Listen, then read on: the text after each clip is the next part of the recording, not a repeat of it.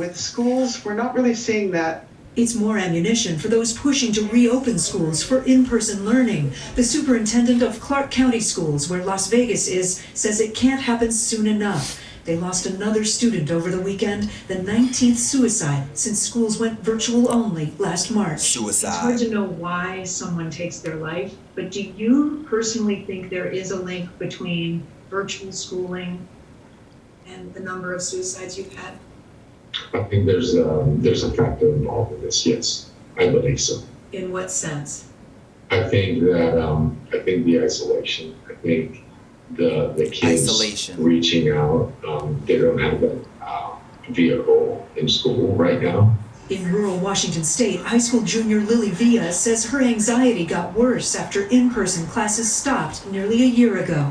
I'd always have someone physically next to me. I would always have someone I can physically talk to without having to dial their number or text them through Snapchat. And now I'm just with my cat in my room. But there are heated debates over whether to return kids to classrooms, from Chicago to Atlanta to Maryland.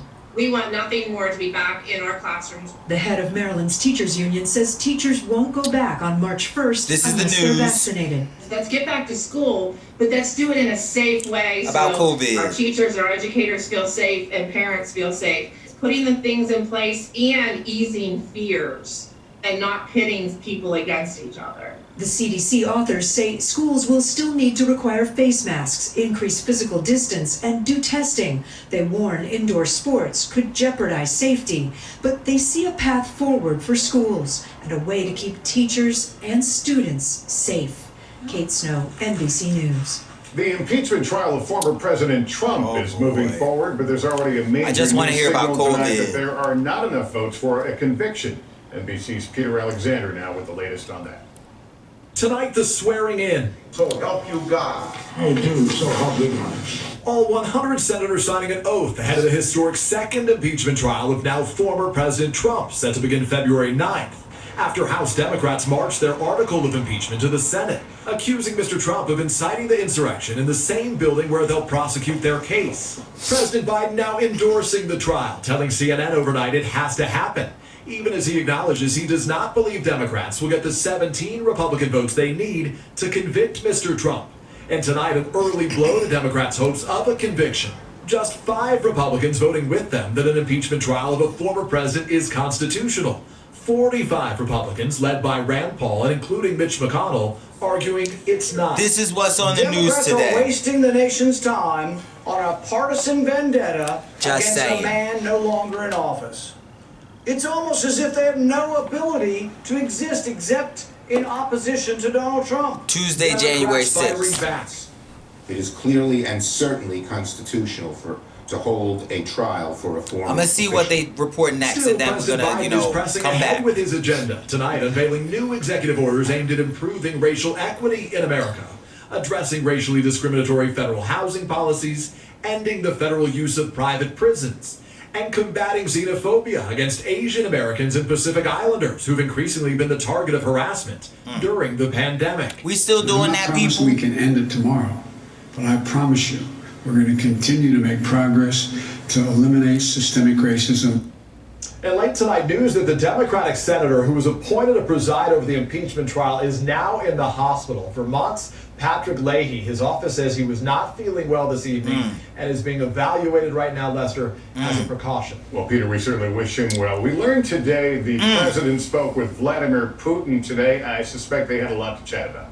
Yeah, that's right. The first time the two men have spoken since President Biden took office. The White House says that President Biden raised several issues in that call, including that massive hack of U.S. government agencies and companies that the U.S. blames on Russia. Reports of Russia placing bounties on U.S. soldiers in Afghanistan, as well as interference in the 2020 U.S. election and the poisoning of Russia's opposition leader, Alexei Navalny. On President Biden's plate tomorrow, he's expected to sign a number of executive actions specifically on climate change, including making it a national security priority, as well as convening a climate summit of world leaders on Earth Day 2021. Lester? All right, Peter Alexander with the White House tonight. Thanks. Scenes of destruction tonight near Birmingham, Alabama. Deadly tornado. January tornado swept through the town of Fultondale, killing a 14-year-old and injuring at least 30 others. The tornado ripped a 3-mile trail of devastation, destroying or damaging many buildings, including the high school. Wow. And 50 million people are under winter weather alerts from a triple threat. One storm bringing snow to the Great Lakes and Northeast, another in the southern Rockies, and the third and biggest pushing onto the West Coast. Heavy rain and snow expected. In 60 seconds, the new devastating fate of restaurants and their workers. How will they come back?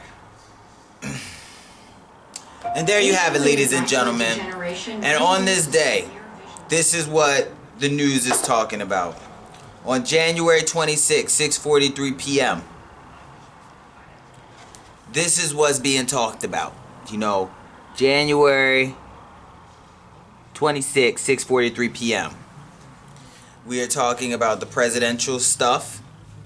We are talking about COVID-19 because it is still occurring. COVID-19 is still real. People, if you're not wearing your mask, please do so. If you're not ventilating, please do so. You know, there's a lot of people being hospitalized, and we don't know what tomorrow holds. So, just, you know, have your affairs in order. We'll be back.